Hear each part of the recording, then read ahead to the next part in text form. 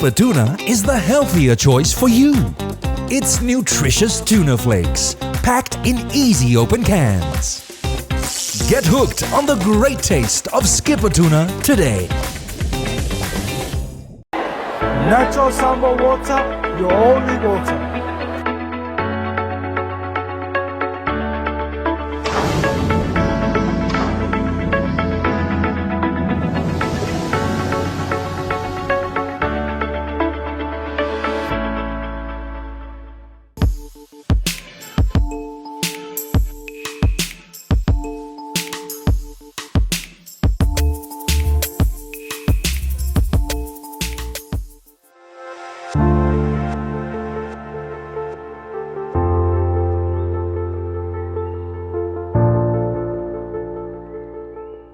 Ia fia fo'i e toe whaatala whātu ma le nganga whaaloalo.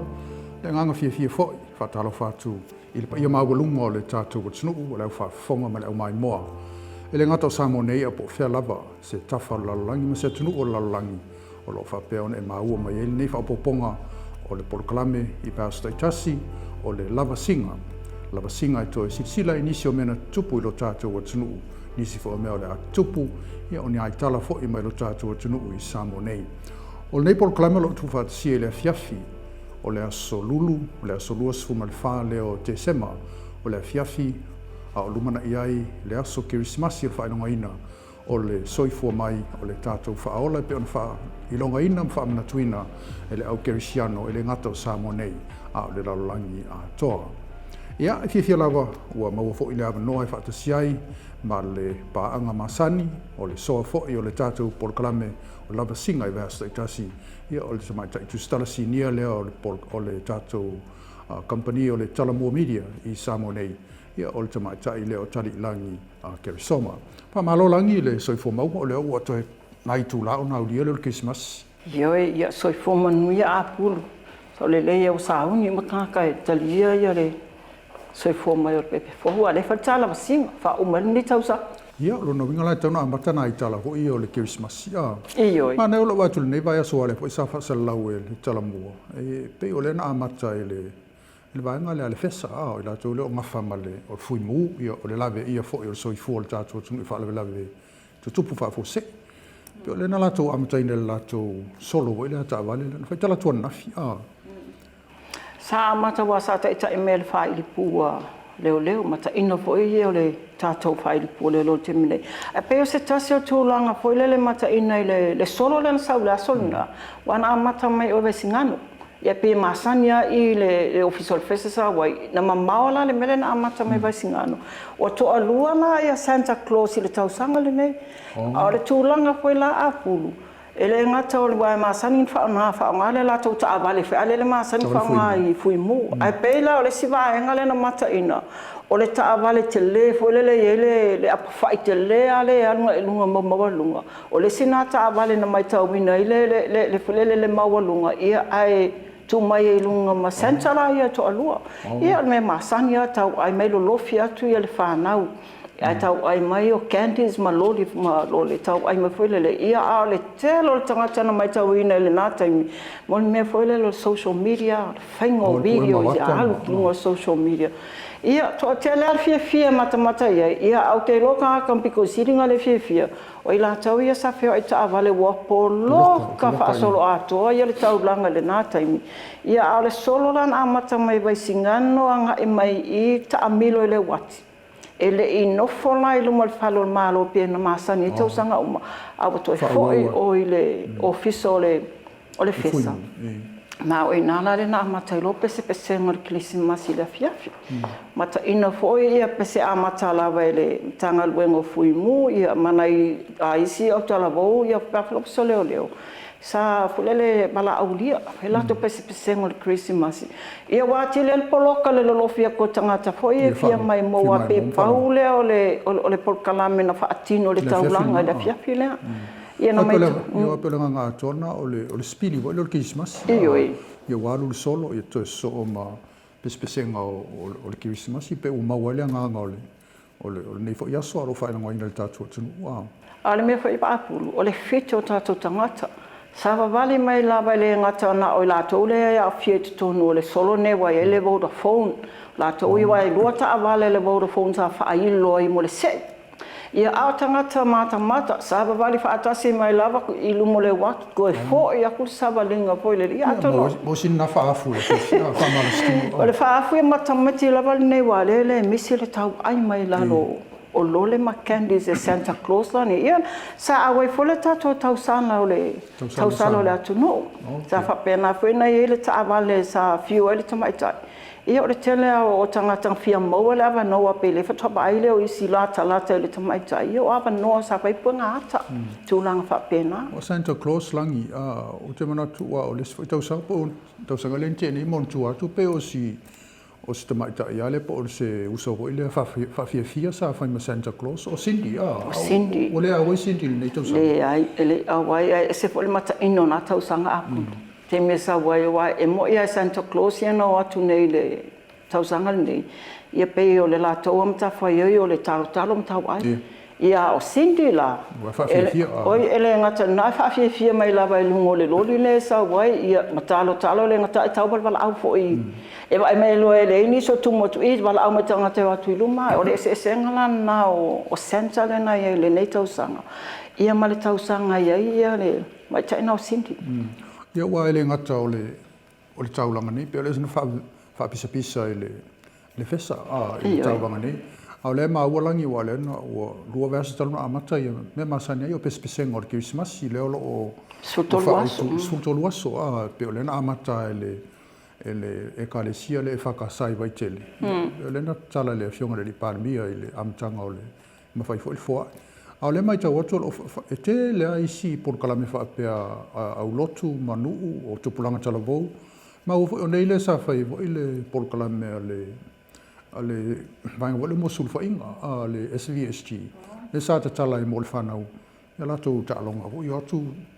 le fanau iti ta aloi ya mama o ila le spiri lo Christmas ma o la va pe to fai ta o le Christmas ai pe ila la molango sponsor ele fale inga le McDonald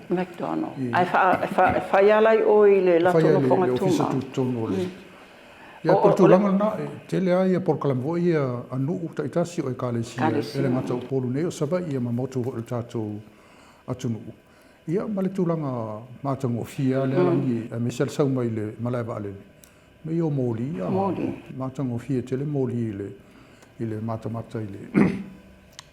ai pe o esel nei tausanga wa ele tausanga le luasfulu le sa fai pe o fai moli o malo pe o fa le ai o tau le mo se tu pe matanga ruenga fai ala to moli o Christmas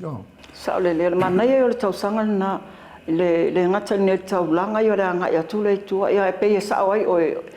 e fole termina mato ta fa to e fia mata la vai me sa no social media moli la pe o fale ulo o mali o fia ngana la ba ia o mana ia mai fio anga i tu ele tūlanga le taulanga wa pea ia pia ia na o ila vale fesale e mana ia i o whatinonga la tau mōri tau sanga ma sa o mana ia i o tau sanga na ile ia tongo se meto i sila ia le malo ia wa pea pauri ia wa tau sanga po ina le na tapuni ia luma le beach road ia e whao ngā fo ile le mō whawhiawhianga ia le sabatu speakers o le tele sponsors ia whawhiawhianga le napo ia tono se me to sila ele malo to fa au tele le spili o ta o le Christmas ia o spili o Christmas lo tato anga ia langi ia ai wale sama o ile so pe le sa o ia tu le fa pe o la le se me tu la mai ne pe o fa fa to pe mai tanga lo nga le pe o se la to fa linga fa to o le la pta ile tu no ina ia fa pe na tu mau le sango le mu le tatu o tsunu a pe le o fatasia la ngi meltulanga le o le alo ti sfia ia ai o fatasi o la meltulanga le o le vesi al tatu o tsunu o mta o pula fo la o fasai o la se le poti la tamai tanga do male la mo tala a pula tulanga le sango le mu fo ile le festive season na sa no ia le su komesina fo la fionga ia le a tawa sa a sanga Samuel O le wa matai operations ko ia masani lava tanga luenga leo le tulanga lava le na sonoi o le maua le o se Keresimasi saunga le mumula tunu o le la wa faunga ai la ile mamau nei atuna maua mai ele soswani mai le malo o Australia faunga ai la me foi e pe fu ai sawa o le speed cameras me poeta foi le pu ele sawa o le tava le la wa faunga i te mila nei leo wa fa senga foi la poloka fa tino ya mata mai la le la va le anga me ni taulanga fa pena foi le tu i fa pena la na fa tino o le no ta inga lava malapa ta inga ele ngata la iluno o awala ai fa pena foi ta faunga ainga wa fa mai afu masanga ia ele misi se tau sanga ma se fa la vela se ta mai titi ya fa ina soi foi ta faunga ale o le sami o le vai to me foi o mo mai o ma le mo se tulo o la pata inga ma sani la vana len au mai foi le mato pelo inga ile aso ia pata inga ya inga ya ai le ta mai tulanga fa pena a fia po awoni a tau mafal ava ia to ul ta avale mo tulanga fa pena ia mo se fia nga saunga le mo le tunu le la wa mata ile so le la to wa tol lo vai aso talu na mata e pe o le vai aso nele to amata ile fa nga ngo speed cameras la ia wala to fa nga ina ia pe ona sa no le si vai nga ia e fa te ia fo le vala au mai e fa te ia fo le mato atu o ka ngi tupe fo ile le lunga e fe lo lau na fola mai e tupe o marijuana o paipa fo ia fa nga ta ma fango ole ava ole aisa ia ma telefoni ma devices fo ia na au mai umala vale rate la lengar le lan fa manino mai le fionga ya le atawa afa masanga mai le aso se fulu ono te sema se tau mai ana mafi lus fultolu e fitu o so fa inga na fatino mai le fitu la le mo mai la me anta o paipa aisa malwana o se leni e to so fulu fitu foi na to no ta fia mai io so fa inga mane e fitu mai le fulu fitu la ia e to a lua tamai tai ia mai le fulu limo ali o le so fa inga foi la o le o fia tonu ma se tasinga ko e fa foi mai deport mai folele mai America e lo ma walta sanga ia e foi langa ia criminal records nga langon te fa foi mai nei to ia afia foi nisi foi solinga tula fono lava nei ia ma watuaita e to o le fulfitu foi la le lo afia mai la to wa ma e ona tuli fa salanga i solinga tula fono lava nei ia le watu mo watu yo so fa inga ni na lu le so ai o le tu fata singa lava i o le masina le nei o te sema mai le aso iva se tau mai ana na fi o le wa mai tau ne se fulu o so fa inga na lu ai fa se fulu fa i la to mai le aso iva tau mai ana na fi ia o le na tau fia uma mai lava i o so fa inga nei ia le wa ye si lu mo fa masinonga ia o isi o le talia tau sang forward to fulu fitu uma na le tau fia mai le so fa inga le na lu nei le na felo inga le so ia se tu lo te lo la happy hour le te mine tan malala fa to atu la i lu mo fa masinonga ile so se fulu fitu o fe wali wela le umila le wa mai mau atu le nei te se fulu fitu fe wali fa to atu la i lunga ia vaenga umana na ta o e la na fionga ele komisina lango ele o fa tia ia le upuna faunga ele o fa tia le tu la mai o fa fitauli nei o fala au mala au fa sainga ia ele o fati e foi la le tau tua matanga wenga o lo fa tino pele la tau tua o mainga o manena la to moing ia na moa mai te lele la tau wa fesota inga ma my community telo information ia la tutonu ia ma lo si foi la ko in taula fa ma te mine le la ma fai ona mo wai la vaenga nei le la to ma tailo la to susuenga la le to telo to mai tai langi le afie le tulanga le tu so le tu fata singa le ai mai le fase full fa mai la so iva tawana fitu aiva tamai tai wa stulanga ese le o le telo fa telino to mai tai wa afie le tulanga le saunanga le ala na fionga tulanga esel mai tau vai pe ana wali ia le sai tu ale o mai tau wa malos wa fateleina la fio tama te le tulanga ne ya la le age group foi le ye o le lima o le los fulu lima ile lima se fu e pe o le ele ngata le to tele o le fa ingo tama te ile wa fia ai pe o le funga lo tau sanga o tanga tai wa fia la iti tanga te los fulu lima na ile lima se fulu o le tulanga fa no na fa lia la na fionga le so no le mai tau watu ia sa fe silingia foi pe ye inisi o tanga ta fainga luenga o lo masalo mie e leise si a le si va nganta ue ele ia ta o tanga ta manina maua mai redney le sofuru fitu ele ni tanga ye ninga luenga le ele tanga ta fai pisinisi ai o le mai tau al tanga luenga e esele mau tu ona to aseta ele ngata o ta vale feo ai o fale mama o tole folelo o lato o pe ya tangia me oni tangata lo yengi nga luenga le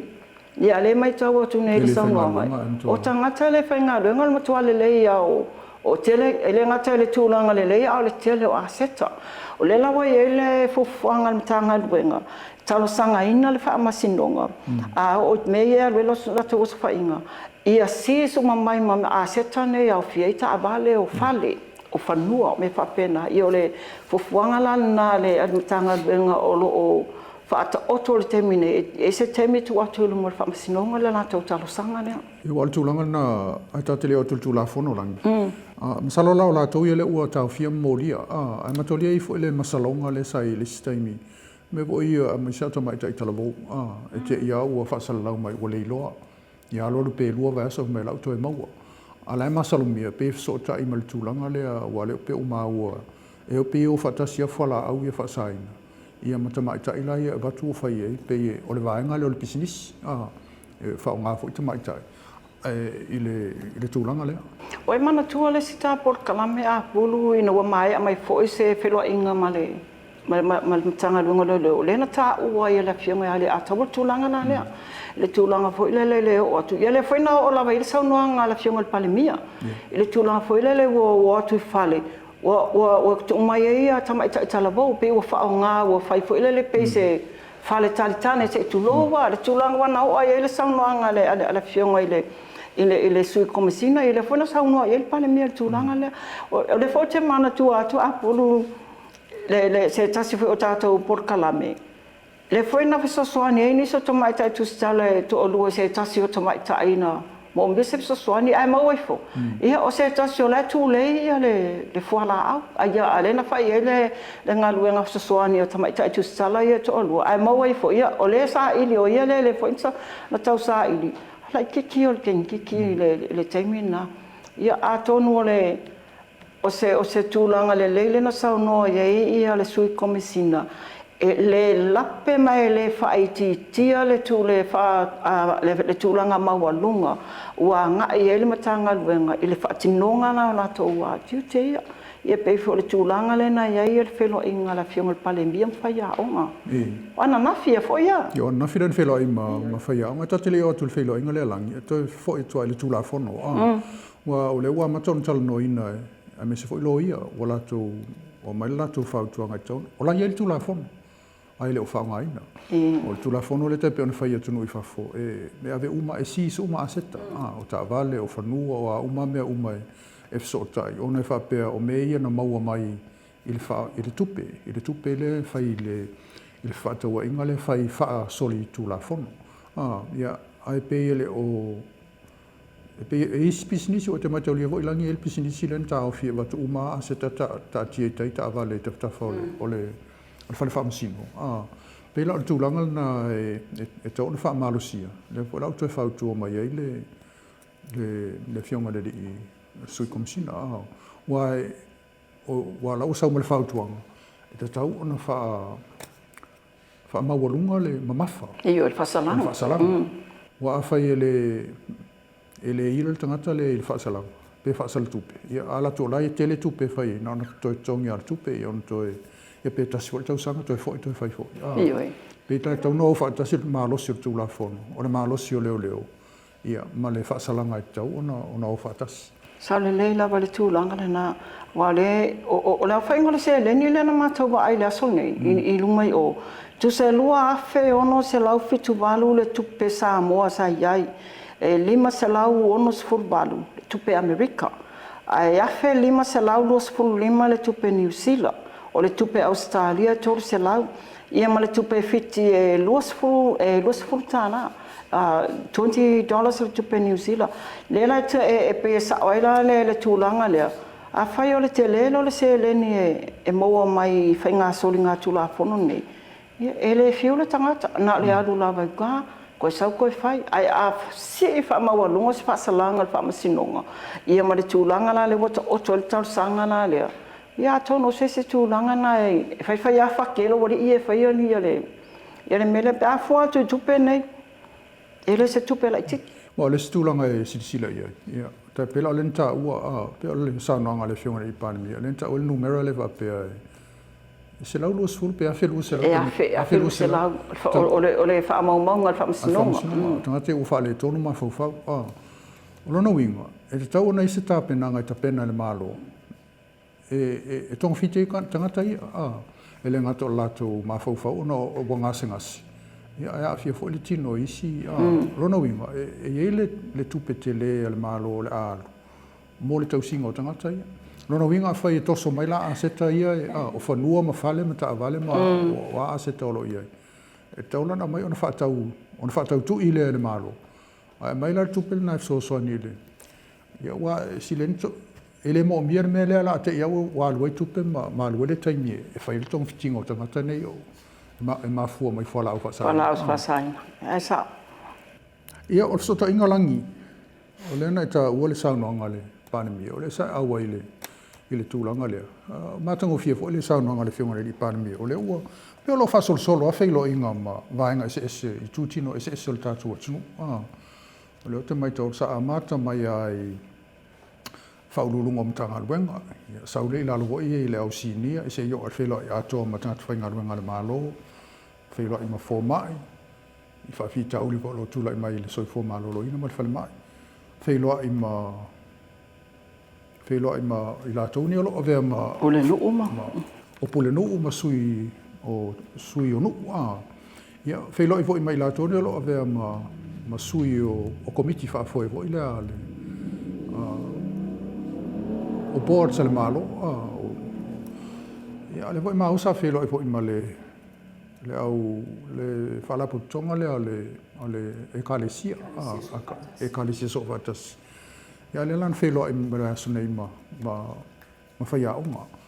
ai pe le fe awale tas le fe awale tas o fa fita uli le tula mai le tato o tunu lan au le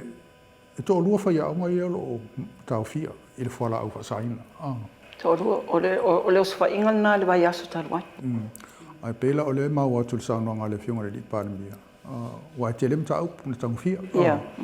o tasilo mta upu o le fala fa saina ona le mau ta pe bon tata o le sta por kalam o le wa fia fia o le weili poti o fa nga ia tamatia o nga e fa tau ai ia lona wing ala fu fa nga tamatia o nga le ia weia kolisia ma potu su o io science laboratories anisio kolisi o ana e ma ila le kolisi len fa ile le fono vai mau lona wing o foi los foi ngai ton wole o potua o ngai na ia fie le tulanga le ia le voi mai tau tu pen tang fie vo ila le sa no nga le fionga de pandemia le nga duanga fa ia on ta wala tu nga duanga ia pe o le tulanga le fu ia o le results o le fa ai unga o le ono le lo mai tau ina li poti ia o le alu ai tu alta tu langa vo o le literacy le ngata fai tau tusi o tusi ile ngana Samoa ma le ngana Peretania ia al fa le tonu vol numero literacy ma le numeracy ioi o le numero ma le fai tau ma le tusi le alu ngai tu ia fa popo tu rola ma le afiel tu langa le o fola o fa saina e te tau wala ona te le nga lu ngai fai te le nga lu nga te fai e pe e mali e fo ile fa longo ile fo ka ye fo yo fa ya o te mina fa ile fono ia ile alo ia uputu sa ola fionga pandemia ina o sa no fo ile ia ile tulanga la le o pangati ai ono le afianga o whaiaonga. Te lea tue mala afianga o tamaitiaonga. Ia na o ala saunoanga le pale mia le ntali e whaiaonga. Ia, tō langa whale la whai o e afia i le whala au po lafusanga. Ia whamawai mai, whaile mea masai whamawai mai. Ia ai alu e au ao nisi o e afia o e au ao nisi tau te whele lei whaatasi. E whanau kari e whaile le whaiaonga. E kari e ai kusao le fisi o le fina ngalo le fiunga le pale mia. Le tūlanga o lo ia le whaale tonu le e te tonu i. A wau te loa a pulu. Sa whaalongo fo I complaints o mai I nā taimi nisi o whaiaonga. Ia e pele ia se me whai ia le se le mo. A pe wa vele mau o fo le unga li le whaiaonga le vai aso lea. O pe it's like an eye opener fo ile le nisi o aonga. Ia wa hei lai longa ia se aonga lo ia se māsalo salongo ia ni whaiaonga lo a fia. I tūlanga whapena. Ia ale tūlanga le na saunoa ia le whiunga le pale mia. Ia na tū sa o ale whiau iai. Tūlanga le pangati o tamiti aonga. O le mai ia le wai tāua. Alu tua ia result. Tūlanga whapena. Ia whaila la kul whaiaonga lai lele atu se tūlou le kai au. Ia no winga mkawa mawalunga me lai lele ia le kurikuri au ke kamekila no le. De mau tamiti aonga. Ne mau kamekila aonga. Sa wai loa ia le whiunga le pale mia. Alu e awa au ni se tau te whele lei whaatasi. Ia ai tuunga ruenga i eo mawhai ona whaatino. A pe pau alme no atu o tō e whaiaonga ina wata ula la sirisira si ila to tong. Ia o le singa mata upu o le wa whaiao. O le si itianga le tutungi. Ia ai tele o mata upu sa tala no iena na whionga ia o le tūlanga fo ile leo. E le na o le tūlanga fo ile leo le leo la wau ino tame ia ngā ruenga le leo. Ia e sirisira fo tāronga. Ia wa o le tiutia ia whaiaonga pe on tā ua le whiunga le pale mia. E le ngatana o te tono le potuaonga. Ia whapena fo I whafo le potuaonga. Ia whiel malai o tālonga. Tālai o tālo. Anonga me whapena. Ia wale si tūlanga le pena sauno I le whiunga le pale mia o le tūlanga le o le la toi whamalosia I le tūlanga le o aonga ho I e amata. Aonga whiwhia. Aonga whiwhia. Ia wale sa whola ina fo I matala I ele vaenga whaupwhai le fast. A tula I mai, ia le lau tula I mai. E te tau on toi. A pe tasi leo sootanga, wo ile le sātala no ina ma le kale, ma le whalabutonga leo, o le mafutanga lea e kale sia soa tasi. Ina ia maua le sootanga lea, ma ia toi whamalosia le soosani la lea a whaiwhi au. Ia wai mantua o ilangi. Masalo le tato tupulanga lea na ngata mai tūlanga lea. E umatu lea o ngal palangi, umatu lea onga ia pia. Ia atalatu toe alu le na onga whaiwhi au. Aso uma. Aso uma, o le numela, o le tustus. Ia male talala o le tuspa ia. Ia wa au ia o la ufua ia I le mātou ngā tupulanga. Pe o mena nata au ina mai nā le tala o le tuspa ia. O lea la ta te tā ofia le maua e lota malamalama anga I le taimi. E le nisi mea fauna o ina. Ai o mea ia na o ina mai I le taimi lina. Mato deo aso na e alu lunga o le whasenga ono e ngata I le maua. Ia e whaisu enga. Ia o le mātou la nu isale I mua. Ia e tu whaatasi matu o whai whaatasi le pe fia whalisa. Ia e whai ato le su enga e whai po ai le tama ma le teine vo le sili mai le mātou nu ato ai le. I le vaenga la le e sa ua le whasenga maua lalu. E tau le vaenga pito ilu. Ia ina fo la lea o masani ana o whaamtalai au ia langi. O le tā ua o le aonga le. O le melo le numera. Se asa u whaonga ina se mea o se masini vo ile a calculator. Ai alua ale alu vo le alu le mawhauwhau. Ia se longa o se mea te lea wa tot no folo lea. Tau whai vo le tustusi laro. Ai pe o le tā ua le nā o aonga ia. Lea lai toi tau mwhai le sootanga lea. Ona pea len sauno ile whiunga le pāre mia. Le leia basics, ile tūlanga leilano. Le laila bea ile mea lea o le leanga o le whaitau, o le literacy, leanga le whaitau, le iloa, le malamalama. Wai pea e lua pe tolu mea lang, ia e iloa le mea lai te whaitau ina. Ia e malamalama ina. Wai e se le whaitau. E se le malamalama. Ia o fia vola ma leanga le numera. Ia matalia pe o mea ia o leolanga, o tātou soifuanga ia o ngā uma, ia iloa tus, ia e malamalama I whaitau le mea. Ia ma iloa la, ai latu e whailau whaatau vo ilele. E aua ne I pepelo mai o e whatolo sain. O tūlanga nā le pe o le vaenga nā le mānei ai o le tūlanga ina mai o le vaenga le o le whamamafa ia o ngā whaiwhiau. E sa oi o mātou e pia. Aso uma na mga umakala o ngai malifa la o ngā whaiwhiau. E alu e la mal sui, whai e tūlanga koele lo sui tūlanga pape. Ia o te minei, o wakera pe kasi ala solvai aso e o i mātou tamai tila o ngā whaiwhiau. Ia alu e o mo tutorials ira watele na whai. Tūlanga pape na. Aule si vaenga le sa o ia sa no anga alpane mia. O le ngana. Tūlanga koele na ia malo siri tūlanga ia o ta o no social media. Ka kia le ngana ngai no social media. Ia o i la vai potua o nga whiwhiau e a mata tuai le tūlanga le o le whaaleleia ma le o ino le ngana ia whaalualo ngana tamali. Ia saunua iei o le sila na vaenga sa mamafa fo iei o le saunoanga le ala fionga pali ni il foi lo inga lava lea ma whaia o ngana. Ia pa o le si tūna langi e mai tau fo lele ia ile. Le te leo le sa o ekalesia. Wa tofu anu peta i fia ekalesia i tono nu. Nono inga a whai e ngā lue whaatasi le tūlanga la leo le awa onga. E mtua ia wa le tatal no po le fast food limas full tau sanga talu wai. Le maa losi o whai fia aku. I le whai ngoa onga ia. Ia le whai amata mai le whai tau pi. Se ia o al tūlanga po le ua loto ale. Ia al taimi nei, ia o le angal tusi, ia o le malamalama le. Ia pe o le tusi ia sa tele in whaongaina. Ia o le tusi pa ia. Ia o le sila mawhauwhaunga le na whaatula i mai. A whai e wha tausanga ia onga le whai whia au i mālua, po piula, po momoa. I kolisi wa whai whia au ia. A wha hoi la tausanga ia onga i lona whaletua. Ai a o lai tūlanga le o le sui, o le kuka. Ia mamela ia taipe o le whafo mai. O lona winga. E whai ona si tia lole, maua lole nu o le whaiwhi au malona whaletua. E whai wala na sosoani le whaletua ho i le wa ia o ngasingasi. Taipe o ngasingasi sau nei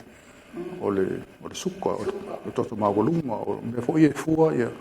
O pea o le sim lape te lelna. Wha pea teita o telin wha maumaunga le, al tatou waenga ho i le o le wha mātoto. Ai pe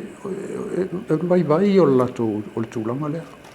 Pela lolo ilma faufaunga le pe sota i mal tūlanga le o le ngā lue watasi o whaiwhi au o ekalesia ma le malo i a onga. Pe pai wan titi lo wapena, e maua se tau mai o le whaletua. I le tūlanga la le mwhai ono no fola, pa ai, i te ngata olona nu. O le mai o le mai suka, o le toto mawalunga. Ia na nofo leo ia whaiwha maunga hoi. E mai la sosoani i le tūlanga lea, ina ia silafia ai le. E sosoani i tato vaenga lea lo vai ia. Le wha mātoto. Ato no se stasile na vaenga e au ngā ia whono whaavai i tūmano. Ia, me se lau e whono whaavai. Ia pēr silafia langi. Ia oso nei. Ia malama lo tae au. Ia oso le whaiwhia au lan tau. Sau loa mai lan whanau ia pia o. Ia. Ia umalol na ia la tulolan chile McDonald ia ato moliata mai chile chef no tuau o po folias.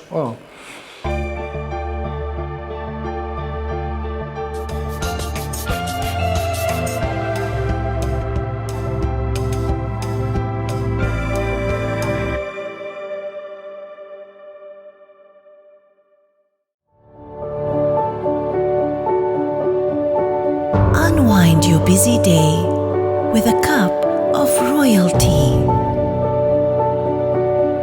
Royal Tea.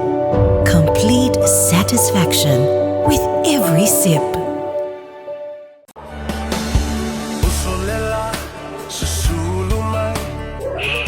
Talafalama Samoa o le sala ni alo. Natural Samoa water. The taste of nature.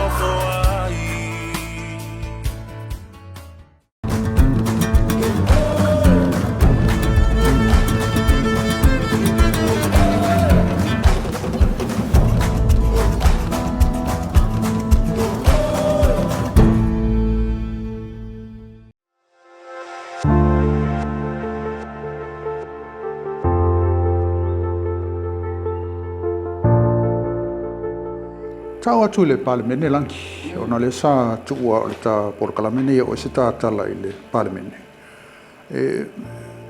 me mo le sa i tulafoni o toe fa'afo'i pe fa e tulafoni o toe avitua e o fiela ma le tulafono le o le whainga palota ua le o toe teu nei le tulafono o le whainga palota te o i le o fie malmele pisa ia le 10% o e pe o toe teu o le tulafono le o ia na mana o e ave ese le 10% o te man tua vo le so so ngale sa fa le sa te i fono i le pe o tu ia ti tau le lo sta sanga le sa te i fono pe o lato fa tuanga le e fai sina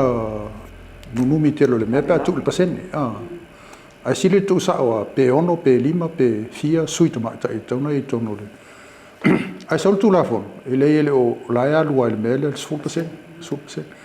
ia le na mau tu le o fa fo tu la tu la fono i mai tu la fono na fa e tol e fa ia o le la to ilo ia matoria langi le konta tal no el ta por kala mel va sol ne o le a lu fa masinonga o me ia o le whainga palota ia ai mau atu le saunoaga le fioga le lipalemi lana saunoaga faaminista pe i le mafaufauga le toe ia itu e taʻu toe iloilo le lei tulafono le ia ma le mea le ua uma na faatautoa le minista ia ae toe paʻū ia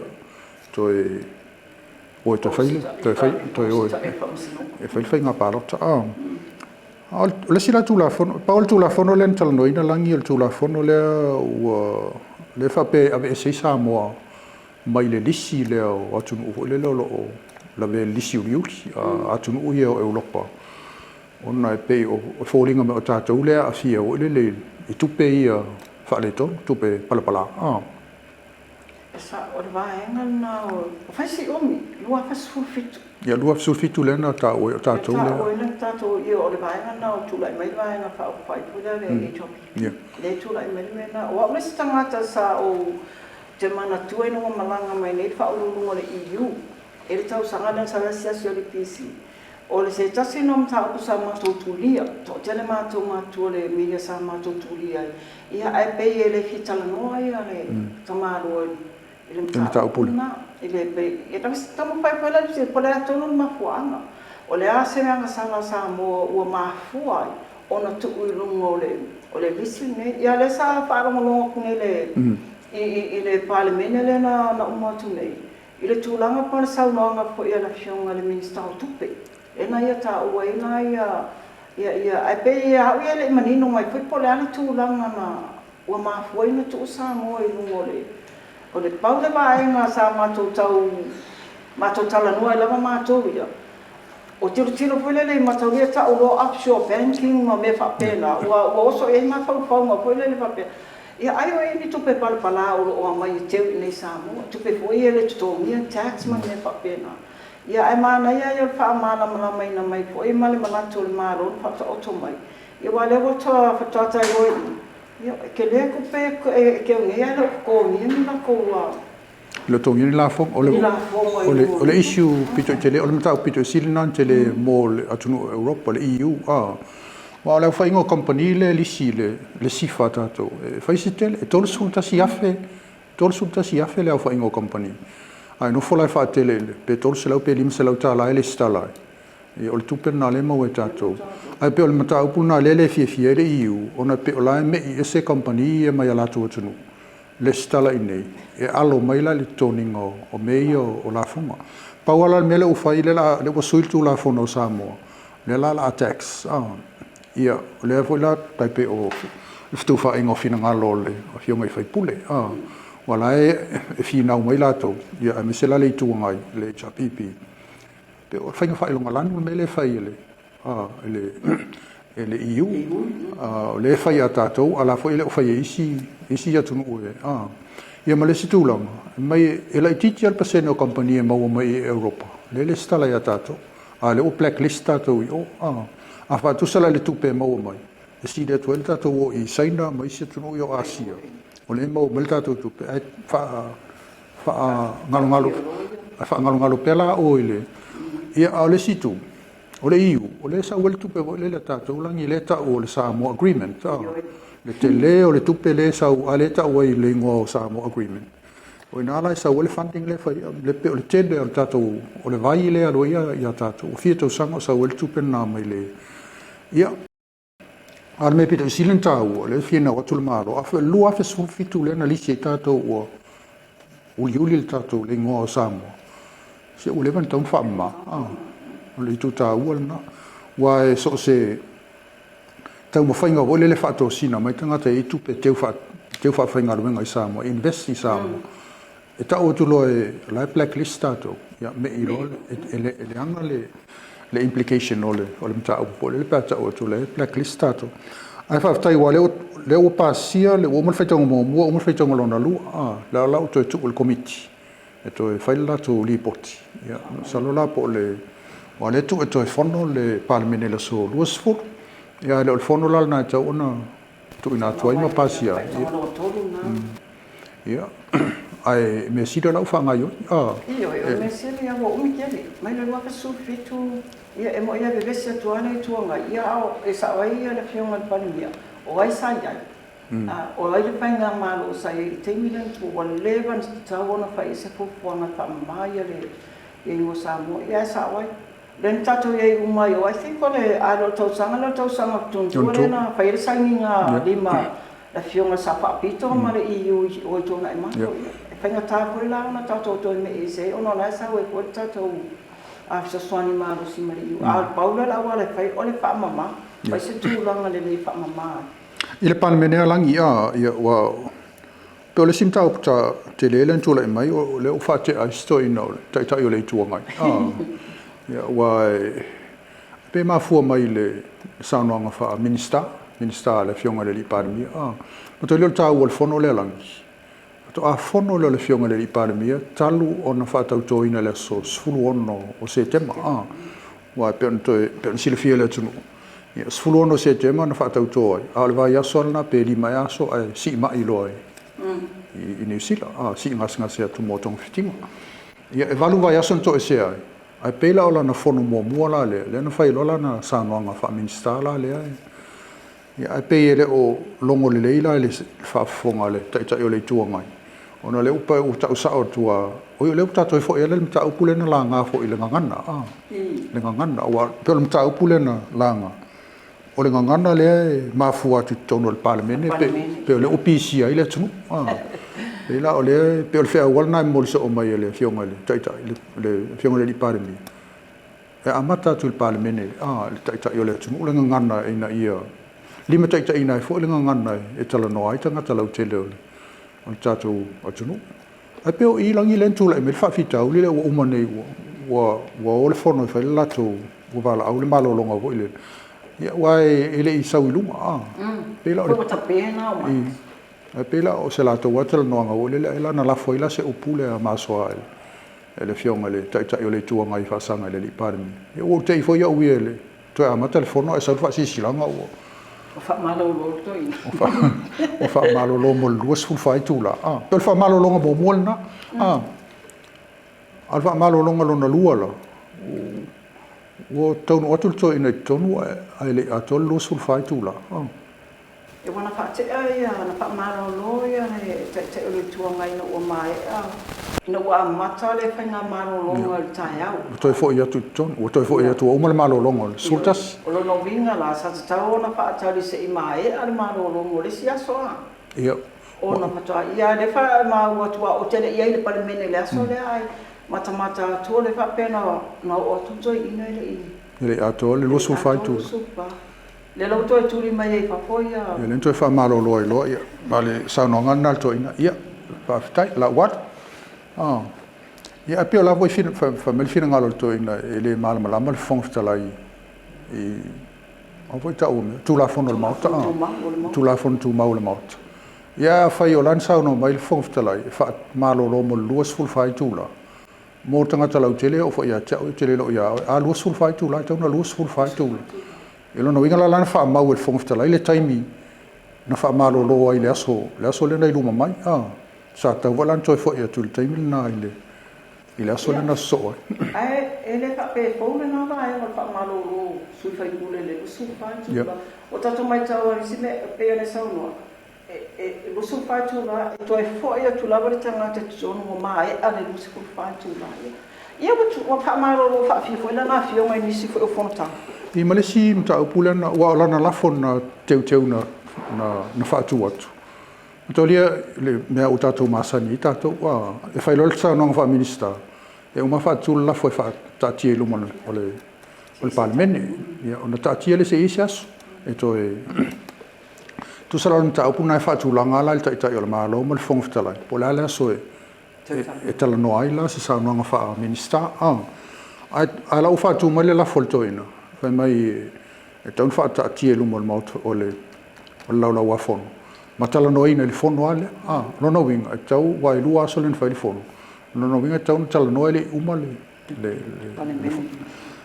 ai pe le mele sa wa ya la e o te lona te mala mai a kulu I fanga fa vai le al panmena me se ia tu la flutuma ele fo le vai le tulanga le o le fai o saunoanga pa minister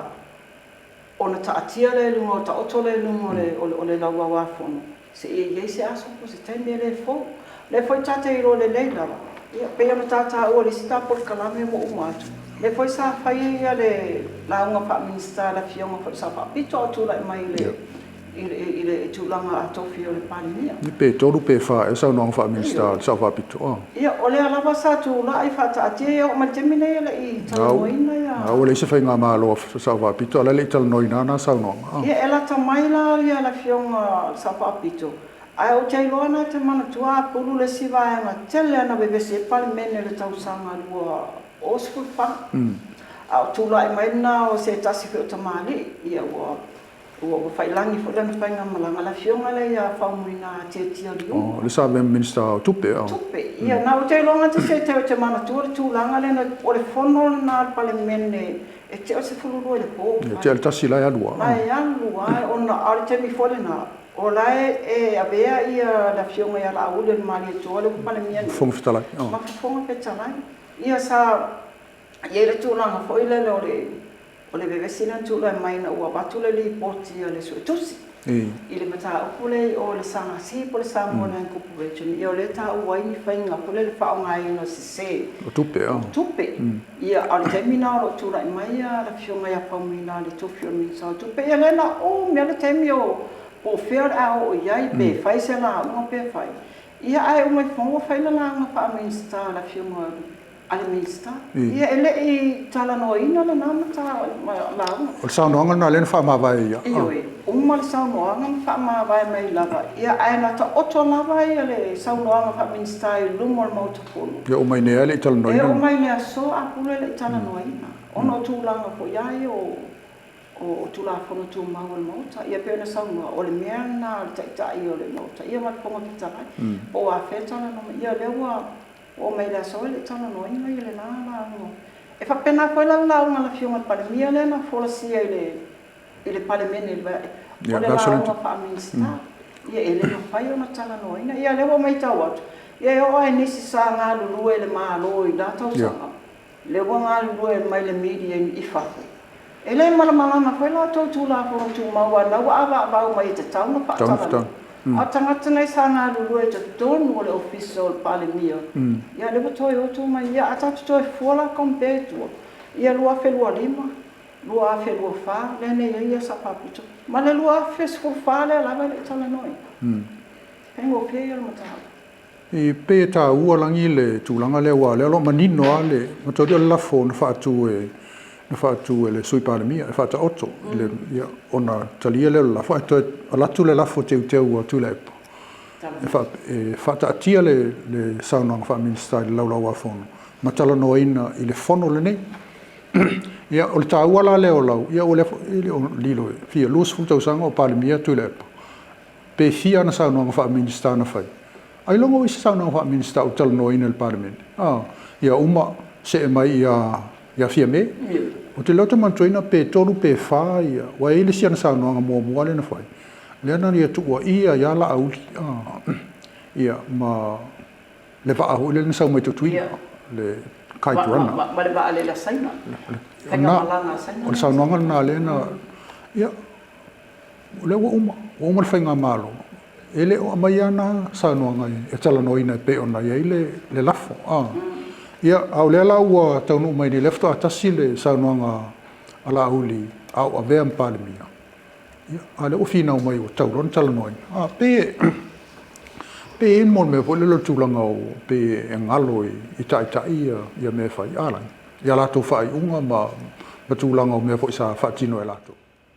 O te mana tua ia le aso ne wa sa ia le palemene le na sa no fa minsta ia le fionga sa pa pito. Le na tula ia la u le fietala no ile. E lango mai e tula epa. E ta tau na fa tala no ma tau. La u mai ia le na manino la sa no anga le fonga fetalai.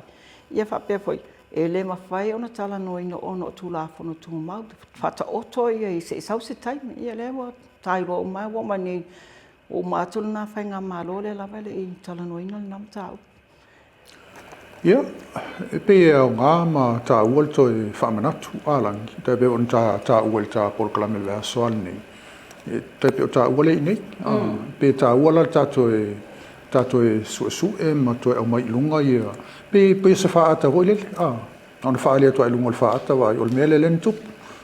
Ia, e toi whamanatu. Ia ma ele ngata e au ngā mo le. Mo e leil whamanatu ita. Ia, ai lei foi mo le silfia le tātou watu. A le lau mau watu lau sānuanga, ua fo le tātou vaenga lau tustala, pe ele malmalamba fo ile. Le tūlanga le pe o lau whina mai lātou e tauna. O le tūlanga pu le whate ia o le tūlanga ne. Ono tangata nei o lo o awa mo e tatau na tala noa. O tangata sa ngā lulue so tau au ma le whainga malo. Jo tonu o le matanga luenga al palemia. Sa tūlai mai fo ilungo tūlanga ma walu lunga tonu. Lai malama le leila vai whaasolonga ma tūla fono al palemene. Tūla fono tumu. A le pe wa me iloa isi I tūlanga mau. Peila wa ese ia le kile wa ta alo mai ai. Ala lau te sila fia le leila wa le tūlanga o iai. Ele leia le tala no me le tametiti fo ile le lai o la onga le NUS journalism e leo malama. Ian ala tala noa mai la le mala va mo la tau site o tonu o mene. Ia ai longa se tūlanga le leile na mo ai sa wai oi. O le au ngana o tātou le nei sa mo le tātou au tūsitala. Ia o le whaamanatu tau longolonga tupe iai. Ia maro apa noa le a fio mai nei to fa se sia wa onga se tūlanga pa pena. Ia malo langi. Ia langa le ua tolo le palemene e le ua whata auto fo I le fuafuanga ma le lafo ina ia o le masinu fau, pe a tātou au li atu I le tausanga fau ia le luafe, luas fulma le ono, le so luas fulo Januari, ia le ua tolo po, ia le fono ina ia toi whaawa waila ia ma tā upu e pe ona ngata mai il melen tā talano ina I le fonotanga len mai elwe aso na tēnei. Oi, o le aso fo ina le amata ina testi ia e tātou sui ia. O le peila o le sivaenga tā ualna, ia wa te whalong, o le mea lai tā pena. O le whātinonga, ina ia wai leo se mea volina no atu wafailo. O le stūlanga ia e tauna malu, e tauna sefe mo soi fo malolo ina, e tau wala na malu le puipuinga hoi le leo whamomaunga ma suenga umai whai. Wa le whapea o I le sros, e mwhaina lato na whaia le tūlanga le. Ia, a se tāra soi fualangi, si au lia le tausanga e tātou e talanovo, I le mta uputau I le palemene. Ia langa o le tā polkalame nei, ia o tai au le so Christmas, o le foi whapea o le tai pea na masani ai, ia o le aso Christmas, ia o le aso na e malele ai le fionga le amadu o le malo, rana malelenga whaamanuia I le tātou watunu, I le au lia e fo I o le Christmas, o le neitau sanga luafe luas fulma lima ia paul mea langi e tarsia ia mau pelo soifua ia mau foi so ola ta ina tua I mo ngaruenga ile mai o Christmas si malanga ia tu le tau sanga fo ia mta fa manuia fo ile tunu ai mesel tato o pa anga o langa longoina le ta polkalame business ese o langa longoina le ngata o samo nei o tunu I faf ia o lato mai tau mai le au nga nei polkalame mai fo lato tau au langa longoina le polkalame ne la pasinga I vaias taitas ia veilo o leo vea masui o le tamaita nei ia langi keresoma le paanga ma le so al tātou polkalame vaias taitas ia moli mai atuai ia pamanuianga ia alo faanga ma famanuianga foi mo le Christmas mo le tātou atunu e le ngata o Samoa nei ai po fea lava lo e mai moa e maua mai e le tātou Polokalame. Ia le whamoe tāla soifua le lofa ma le anga leo le atua. Au li atu le tausang fau, lua wheluasu ma le ono. Ia ona whaawau pēr leo se tautua e pēr on maua mai le maua manatu vai malangi. Ia tā ua pēr le mātou tāla atu o i mātou leo le tātou atunu, pēr on e wheatu le tala i le asu tala tua nafi. Nei o i lātou a e tau malai, ia o lātou nā lo o puipuia ma e le ngata o le saunga le mu. Ia o tala tuu po i matala tuu musu matala e tala noa ai i to tonu o le malai o upu fo i whai tonu o le tātou atunu. Ia e mai se ia me e se tula i mai pe on tala noina i mata upu tau upu whai o le malo. Ia ma me tula i mai le aso ma le aso. I to tonu o le tātou atunu a wale sila fia isi o tātou atunu e le ngato Samoa nei i au atunu i whafo. Ia whai o tuai fo i le tātou Polokalame. Ia toi man tua i pēr le tai o le tātou atunu le whionga ia tofi lau e tia ale sana. Ia o le upu ana nasto ina ia tia upe mai ale mātala noanga i savai ari apuru. Sau ia toi su e sau ba toi fo i upor o tala nao si o mātou motu i savai nei. Ia toi man tua i fo i le tai o le tātou atunu.